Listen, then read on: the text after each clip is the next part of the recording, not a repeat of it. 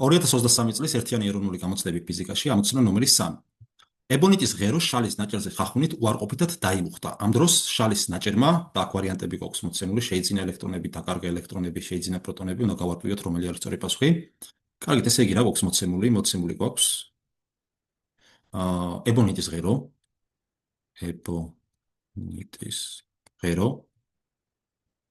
აგრეთვე გვაქვს მოცემული შალის ნაჭერი,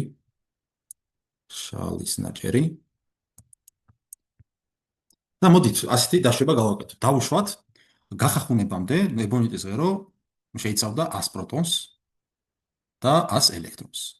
რა თქმა უნდა, ახლა ებონიტის ღეროს და შალის ნაჭერის გაცილებით მეტ ელექტრონს და პროტონს შეიცავს, მაგრამ მოდი გავაკეთოთ დაშვება, რადგანაც ეს ამოცანის ამოხსნას ხელს არ უშლის და ასევე ფიზიკის თვალსაზრისითაც ზოგადობას აკვირვებს, ეს დაშვება სრულიად სამართლიანი არის, ამიტომ და ხოლო შალის ნაჭერის შემთხვევაში გვაქვს დავუშვათ 50 პროტონი და 50 ელექტრონი. ეხლა ვითხრას, რომ ებონიტის ღერო უარყოფითად დაიმუხტაო.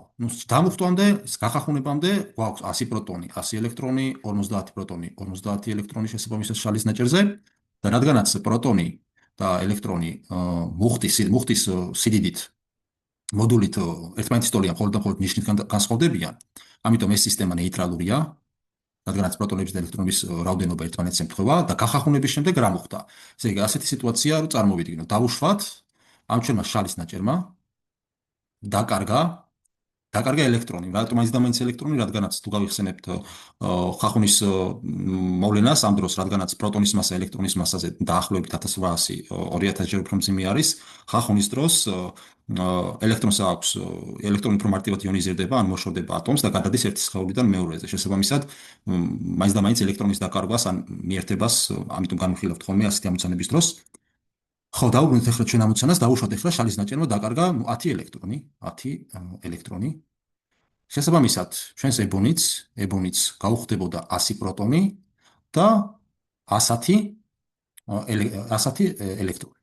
ხოლო შალის ნაჭერს გაუხდებოდა დარჩებოდა 50 პროტონი და რადგანაც დაკარგა 10 ელექტრონი, 40 ელექტრონი. ანუ რა გამოგდის, რომ ებონიტის ჯოხზე პროტონების რაოდენობა, ელექტრონების რაოდენობა პროტონების რაოდენობას გადააჭარბა. ანუ გაჩნდა ებონიტის ჯოხზე ჭარბი ელექტრონი.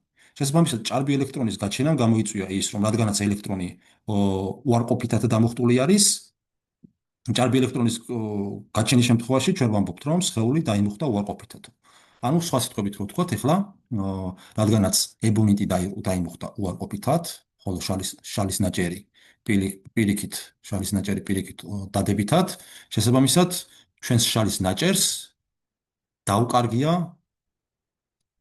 ელექტრონები, რადგანაც თავიდან ჰქონდა 50 და გაუხდა 40. პასუხი B.